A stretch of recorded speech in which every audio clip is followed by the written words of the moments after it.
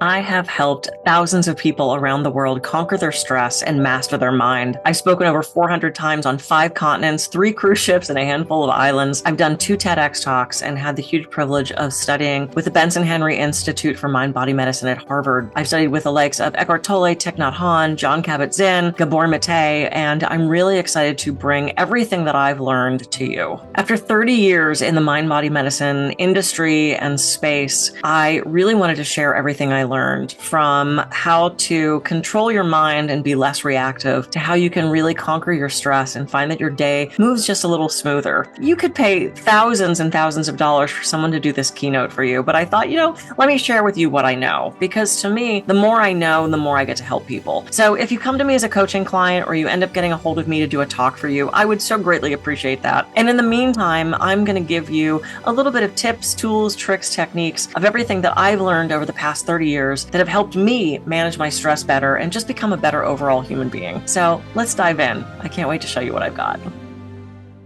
So I have been lucky enough to study in person with Eckhart Tolle, I think 4 or 5 times, his 4-day retreat in Canada. And I have to say, he is one of the biggest influences on my spiritual practice, my spiritual journey, how I manage stress, and kind of how I look at life in general. I just want to give you a couple peeks back into what Eckhart says just about life and his philosophy on how we function in this world. So first of all, if you aren't familiar with Eckhart Tolle, he wrote a book back in the 90s called The Power of Now. And Oprah discovered this and really just skyrocketed him to fame. He has millions of followers around the world. He does workshops and retreats every year. And like I said, I've had the huge privilege of being with him, I think 4, 5, 6 times now at this point. One of the big things that he says is it's not our life that we're unhappy with, it's our life situation. And I think I agree with him. It's really important to tease those two things out, right? I see people online who are like, FML, and I'm like, why? It's not your life that's the problem. It's the circumstance. It's the situation you find yourself in. Maybe it's a job you don't like, a relationship that isn't pleasing you. Maybe you're having some physical malady, but that is not a reflection of your life as a whole. That's your life situation. And if we can realize that our life as a whole is not this one particular thing, this one particular moment, then the stress starts to fade away and we kind of feel better about what's happening in our world. The other thing Eckhart Tolle loves to say is you have to accept the isness of the moment. And our suffering comes from not accepting the isness of the moment.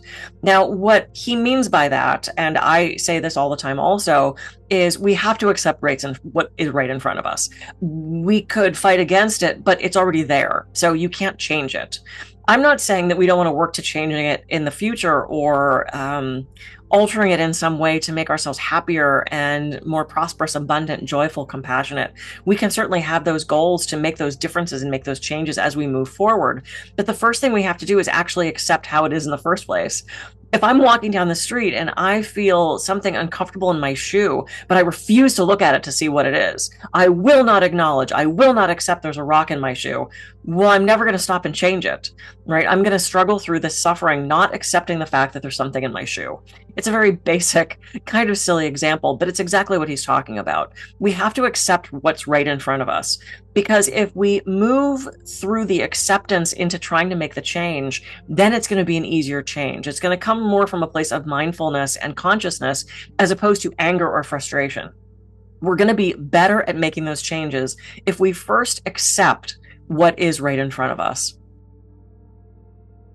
So when I found myself sitting at Harvard the very first time, if you have seen any of my stress reduction videos, you know I was a terrible meditator. I was awful at it.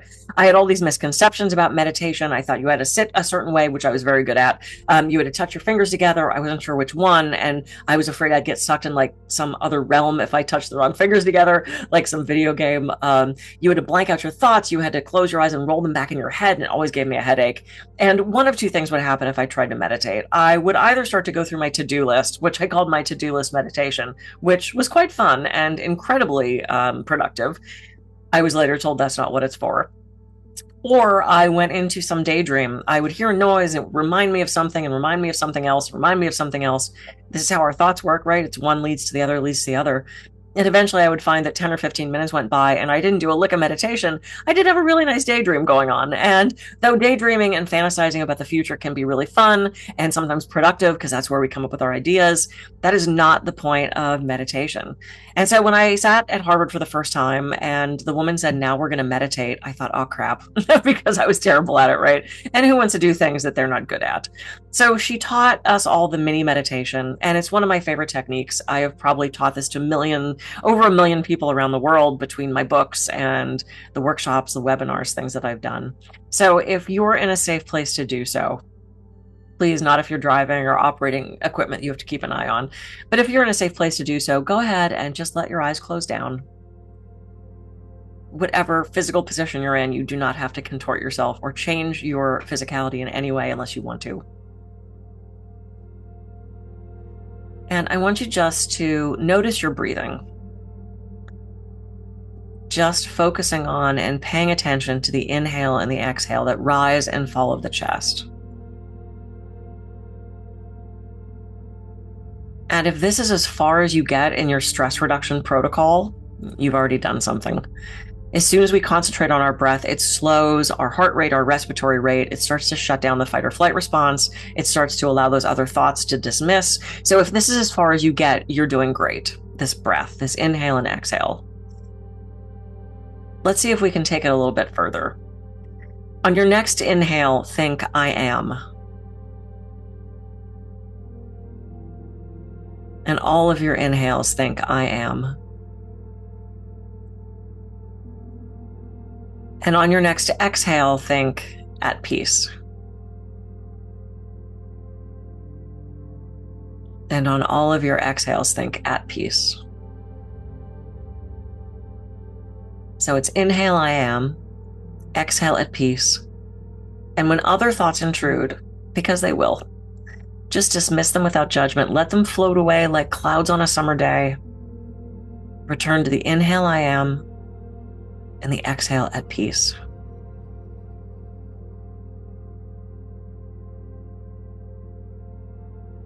I am at peace.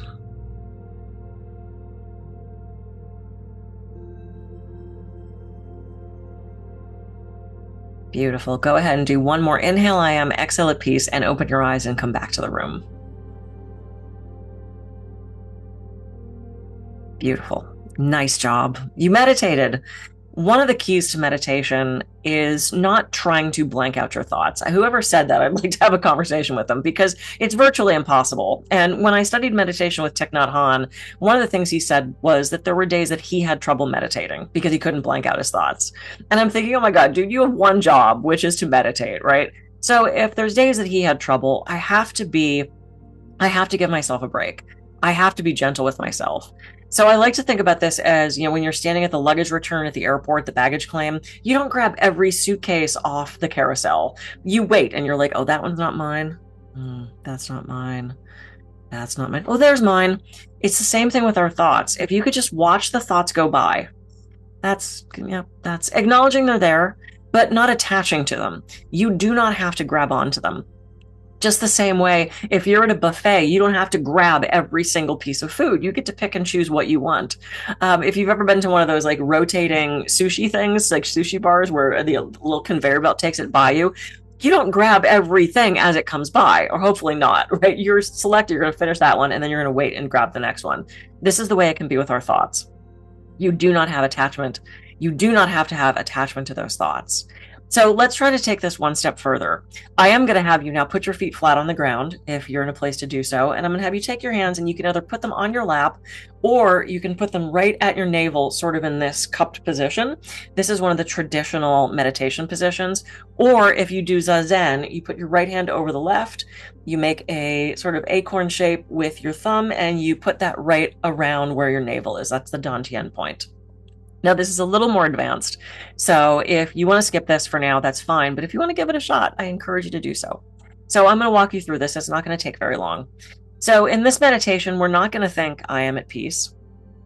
You're just going to close your eyes down and you're going to put your hands in any of those positions that I suggested, or whatever works for you. Please, augment this for your body. And you are going to just concentrate on your breathing.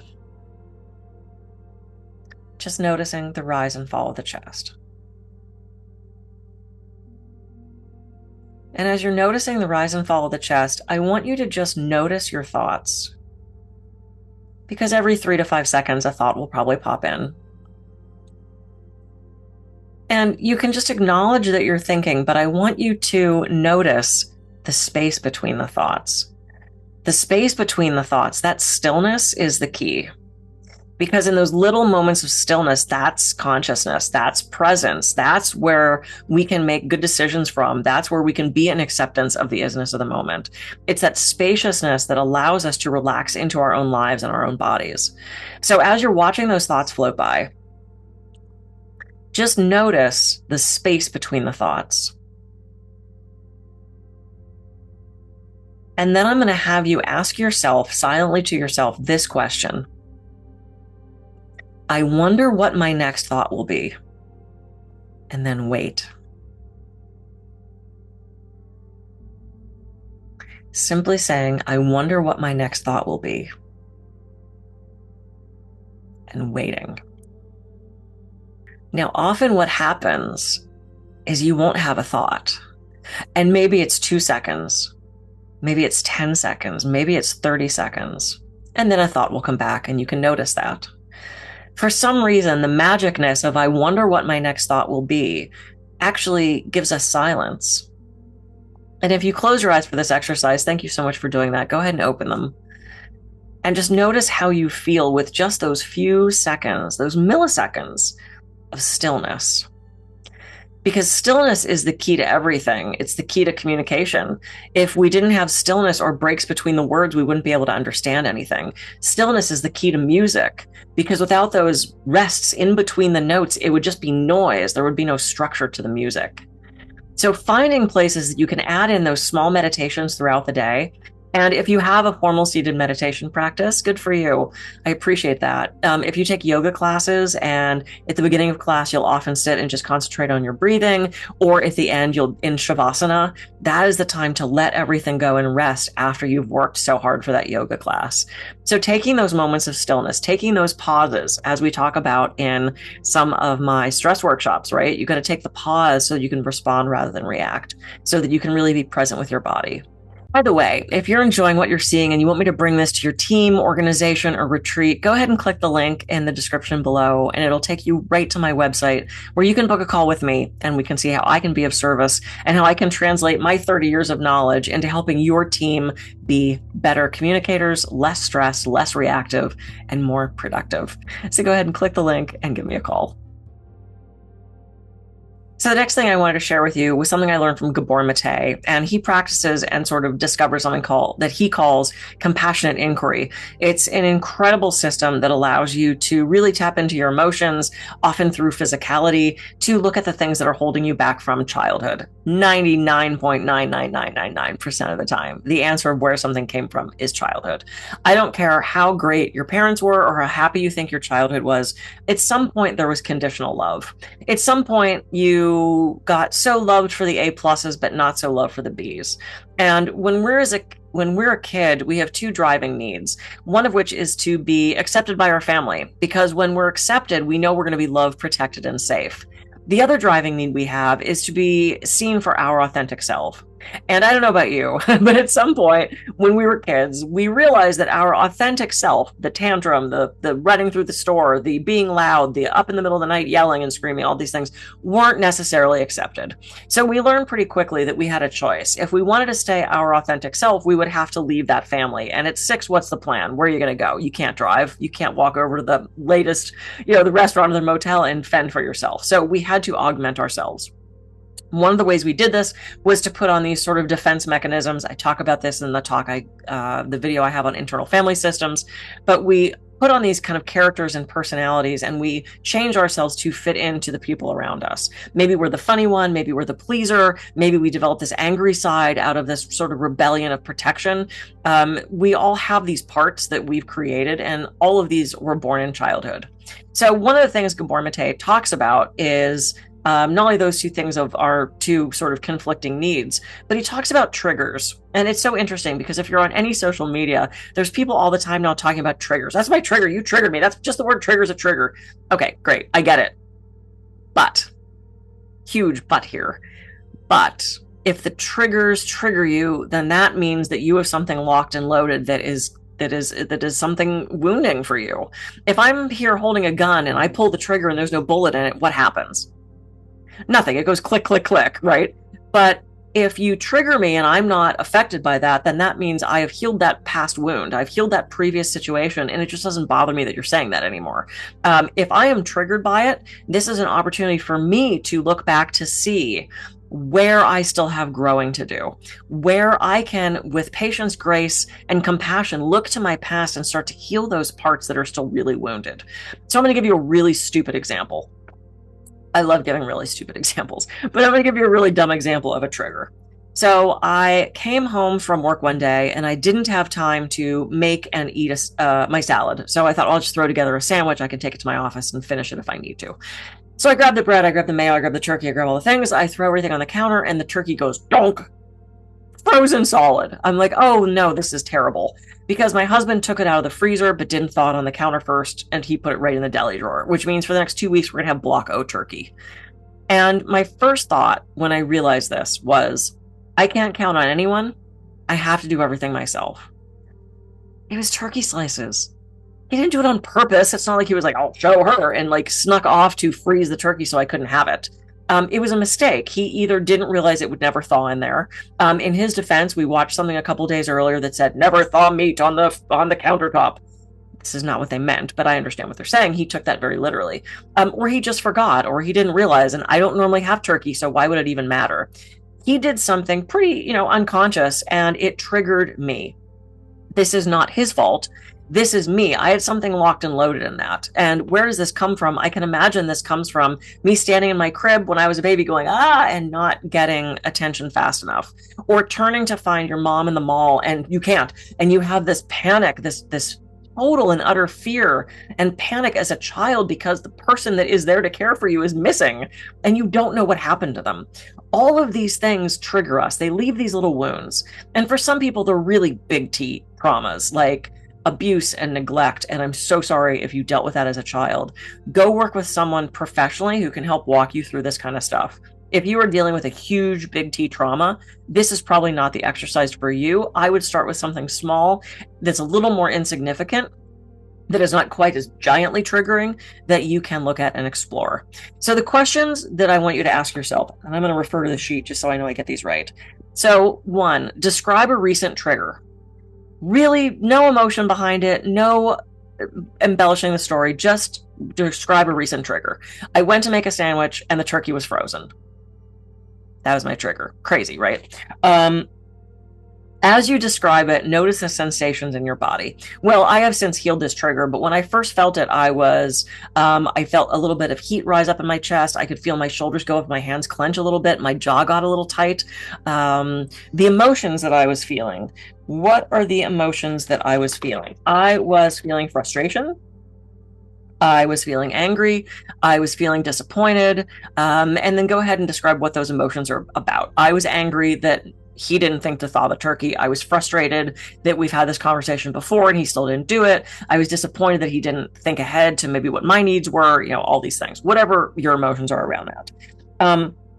When this happened to you, what did you believe about the other person? And this is a big one, because so often what we're believing about that other person is not actually true. It's our perception of what is happening. We personalize this from our wounds and triggers from the past. This is the great thing about this exercise. So what did I make it about him, that he didn't care about me? That's completely untrue. The man would crawl through broken glass around the world to do anything that I needed because we love each other very much and we work as partners. So he simply made a mistake, but it was a triggering thing for me. Because this happened, what did it mean about myself? This is a big one. So what it meant about me is that I'm not worthy, that I'm not worthy of love. I'm not worthy of being taken care of. And that is completely untrue. How we can jump from there's no turkey that's thawed to I'm not worthy of love, That sounds huge, but if you actually think about it, we do stuff like this all the time. We take things so personally when it was not meant anything about us.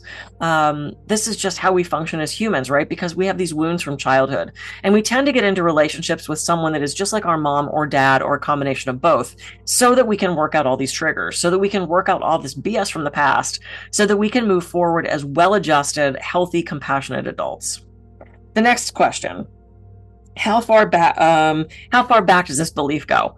I'm going to give you the answer to this one. Childhood. It's always childhood. 99.99999% of the time, it's childhood. So there's your answer. How does it make you feel and act when you perceive yourself in this way? Oh, well, I mean, it feels awful, right? No one wants to have that feeling of unworthiness. It just makes us feel alone and isolated. So right in there for you, whatever you think. Is it really true? Am I not worthy of love? Well, hell no. That's absolutely not true. Does he not love and care about me? No, absolutely not true. But we tell these stories, and we tend to pick the one that makes us the most wrong. I'll give you an example of that in a minute. What are the stories that I'm making up about my own life? Well, that I'm not worthy, that I have to do it all, that I can't count on anybody. I mean, these are stories that I've been telling myself since childhood and high school and college, and that I just might as well do it myself because no one else can get it right. And the world will occasionally show you examples of how that keeps happening, but we have to understand that this is an interactive space. We are not, no man is an island, right? We have to count on and encourage other people to help us in whatever way we need that assistance. And so this was a good lesson for me in being clear in my needs, my boundaries, that sort of thing. If I didn't believe this, if I didn't show up to the world with this story, how would my life be different? How would your life be different? Write a paragraph or two about how your story would be if you felt worthy, if you didn't have the guilt, if you didn't have the shame, if you didn't have the pleasing nature that you do, if you didn't have this rebel that negated things around you, if you didn't have this angry part of yourself that sabotaged relationships and jobs, who would you be if all of this fell away? Such an important question. And then finally, where am I being asked to grow? And this is a huge one, right? These triggers give us an opportunity to really look at who we are and where we still have these little sticking points where we have to grow and evolve and be better people. Because if you watch this far, I think you're really interested in being a better person. You're interested in being a better communicator, a better spouse, a better employee, a better employer. And so all of the things that I'm sharing are going to lead you to that. So there's the trigger exercise with the 𝐸𝐵𝐺. He's an incredible person. Look into compassionate inquiry. He's written a bunch of books as well. I'm a huge fan of his work. I've been with him a couple times and I've studied him for quite a long time. And so I highly recommend that. So that was your next lesson. So the next thing I want to talk to you about actually comes from cognitive behavioral therapy, or CBT. It's called cognitive restructuring, and this is something else I learned at the Benson Henry Institute for Mind-Body Medicine at Harvard when I was there. So we all have these cognitive distortions, and I'm going to give you an example that not only deals with the triggers from the last section, but also talks about cognitive distortions in this section. So I had a client come into my office, and she had a face on. She was clearly not having a good day. And I said, "Hey, what's going on?" And she said, "I waved to a friend at the gym and she didn't wave back." And I was like, whoa, okay. I said, "Well, can you explain to me what happened?" And she said, "Yeah, I left the gym. I had a really great workout and I was driving away and she came out the front door and I waved and she looked right at me and didn't wave back." And I said, "Okay, what do you think this means?" And she said, "She doesn't like me." And I said, "Oh." I said, "Okay, well, what else could it be?" And she had nothing. She had no other explanation for why this woman maybe didn't wave back, except that she was unliked. And as we talked about in the last exercise, that was a trigger. That triggered her to this place of shame and unworthiness where this woman just simply didn't like her. We have no proof of that. All we have is the knowledge that this woman didn't wave back. So I said, what else could it be? She couldn't come up with anything else, as I said. And I said, okay, how about this? How about she had a really great workout? She had a bunch of PRs and she was so excited. She was lost in her own thoughts and heading to her car. What if she had a terrible workout, just twisted her ankle and was heading to the urgent care and just wasn't paying attention to her surroundings? What if she just got a call that her cat got hit by a car and she had to go to the vet? What if she just got a call that her son got into a fight at school and she had her earbuds in and was on a call? What if she wasn't wearing her glasses or contacts so couldn't see that far across the parking lot? What if there was a glare hitting the window and you could see out but she couldn't see in? What if you got the wrong person because we've all done that in the grocery store, where suddenly you find yourself going, "Hi, Mary," and it's not Mary, it looks just like her, and you follow each other in every aisle, and then you finally just become friends and go get coffee. Things like this happen all the time. We pick the thing that means the worst for us. She didn't consider any of these other things could have gone wrong. She just immediately went to, she doesn't like me. We do this all the time. This is a common thing that I see in my office. We personalize things that are not about us. And if you go back to the communication talk that I have here on YouTube, I talk about, it's not, I'm an only child. The world still does not revolve around me. These things are not about us, and we tend to make them about us. We tend to make it the worst thing that we can think of that reflects on us. So the next time you have a situation, think about what else could it be? What else could have happened that maybe the person parked in the parking space that way? Maybe they had someone with a walker and they had to get out on that side, so that's why they were so far over the line. Maybe there was someone next to them so far over the line that they had to be so far over the line, and all that person left. We ultimately probably aren't going to know the story, so you might as well make one up that doesn't make you look the worst, that doesn't make you the victim of all of this stuff, that doesn't make everybody an asshole. Because that's what we tend to go to, right? What a jerk parking like that. Maybe it wasn't their fault. Maybe it was. Maybe they were just unconscious and a jerk. But there's other options that it could be that actually make things a little happier and a little more compassionate to the people around us. Are there jerks in the world? Absolutely, 100%. Not everybody, not all the time. We've all been on both sides of this issue. So with cognitive restructuring, it's very similar to the trigger exercise. What you're going to do is you're going to note a trigger of yours that went wrong, and then you're going to try to identify the cognitive distortions of this. So some of those are all or nothing thinking. I always pick the wrong line. I never get the da-da-da-da. Anytime I hear a client say always or never, I know this is going back to a childhood wound. These are just words that we choose when it's a very deep-seated thing. Overgeneralization. For example, you arrive in a new city, one person cuts you off, and you go, "Oh my God, everybody in this city is a jerk." This overgeneralization of this, very similar to all or nothing, but it's this sort of generalized view of nobody likes me, this happens to me every time, all this kind of stuff.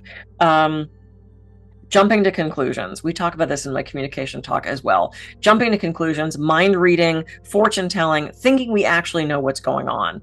We really don't know what's going on in someone else's brain, and it's none of our business what someone else is thinking of us. And I can guarantee, as you're sitting here watching this, if I asked you, has there been a time in your life that someone thought something negative about you? You've got to say yes. We've all had someone thinking something negative about us. And I have a secret.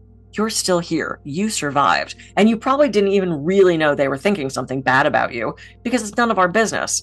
And the times that we assume they're thinking something bad about us, they could simply be doing something else. I had a client recently, he said that he was so nervous about public speaking because once during one of his talks, someone about halfway through kind of made a face and got up and left the talk. And he was sure it was about him. He was sure that he was doing a terrible job. He was mind reading. He was also overgeneralizing a little bit. He was magnifying, which is another one of the choices, magnification, where he picked this one thing and magnified it. And I said, well, what if he just got a text that something was wrong? What if he had a meeting to go to? What if he suddenly realized if he didn't get to the bathroom, he was going to have a problem? We don't ultimately know. And especially as a speaker, we can make up that the person is mad at what we're saying and left, or we can just simply go, maybe they had something else to do. What makes us feel better? Which choice makes us out to be not the bad guy in this? The one where we're saying, oh, they just got a text and had to leave, or they had to go to the bathroom, or they're hungry, or they had to pick their kid up from school.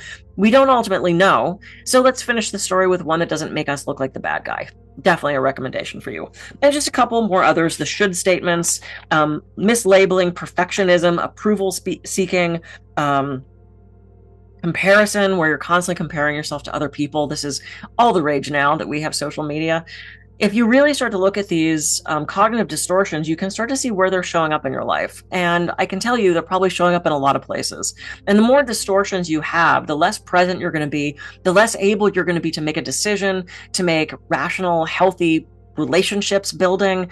It's just going to really weigh on parts of your life, and it's going to affect your productivity at work. Absolutely. So go ahead and identify your cognitive distortions. You can find them online to find a whole list, since I can't list them all and explain them in this short video. But I encourage you to do that, even if you're not in cognitive behavioral therapy. Cognitive distortions, there's tons of books written about it. There's articles online, really incredible ways that you can find to start to improve yourself and see where you're getting yourself stuck in a mindset that is not serving you. As we're approaching the end of this video, I want to give you permission. I want to give you permission to not be perfect. I want to give you permission to 80% of the time do your best, and 20% of the time you get to give yourself a break. It is really hard to do anything all the time 100%. It can be really sabotaging to us because what tends to happen is we'll say, I'm going to run 5 miles a day. I'm going to do 5 miles a day. Maybe you never even ran before, but suddenly you have this bug up your ass. You're going to do 5 miles a day. Sounds terrible. You get out on the first day, you only make it 3 miles. You go, oh, screw this, and you just stop. I've had clients get so frustrated because they're like, I can't even meditate. I've tried and I can't do it. And I say, well, how do you do it? And they say, well, I do 20 minutes. And I went, start with 2.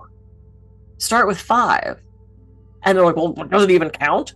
I would rather see you do 5 solid minutes of meditation. Hell, I would rather see you do 30 seconds of the 2 minutes of good, solid meditation than to sit in frustration for 20 minutes because you're not going to stick with it.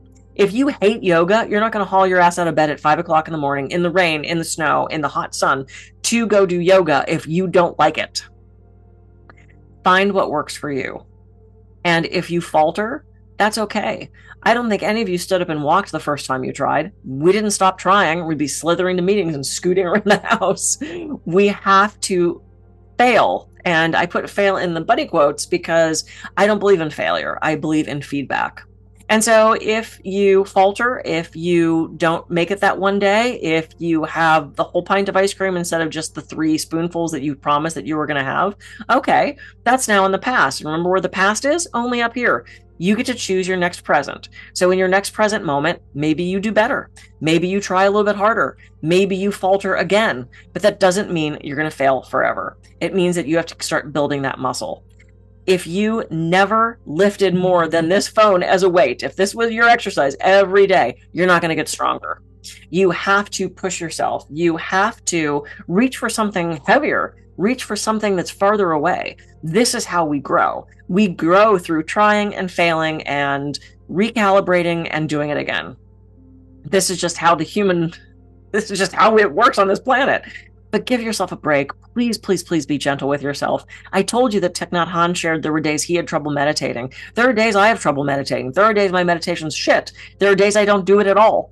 I give myself a break and I be gentle with myself in that. You cannot do everything 100% of the time. It's just not possible. You're going to burn yourself out. You're going to be miserable. So I'm giving you permission right now to give yourself a break. You do not have to be perfect. And if you created your entire persona and how you get love through being perfect, I'm going to tell you right now that you are worthy of love regardless of whether or not you are perfect. And if that resonates with you, drink that in. Let that sit with you. You do not have to be perfect. You do not have to be perfect. You are worthy of love just for who you are, no matter how many mistakes you make, no matter how many typos there are in the thing you just wrote, no matter how many scoops of ice cream you had last night, you are worthy of love. And again, going back to the first thing, it's about accepting the isness of the moment. And from that isness, you get to choose to make choices. You get to choose to make changes from there. You've got to accept the isness first, and you've got to accept that you're not going to be perfect. So there you go. Mostly everything that I've learned in the last 30 years about mind-body medicine and the human experience on this planet. Thank you so much for traveling along with me. It's been my true pleasure to share. And if you want to know more about these techniques that I'm talking about and do a deep dive into them, go ahead and join me on this other video where I completely unpack my stress reduction techniques. It's all completely free for you, and it is a full stress reduction system just laid out for you here on these videos. And if you want to know more about me coming into your team, your organization, your retreat, your conference, go ahead and click the link in the description below. It'll take you right to my website where you can book a call with me, and I can tell you how you can be more present, more mindful, a better leader, a better communicator, and how you can decrease your stress. Thank you so much for watching. I will see you in a future video, and have a healthy day.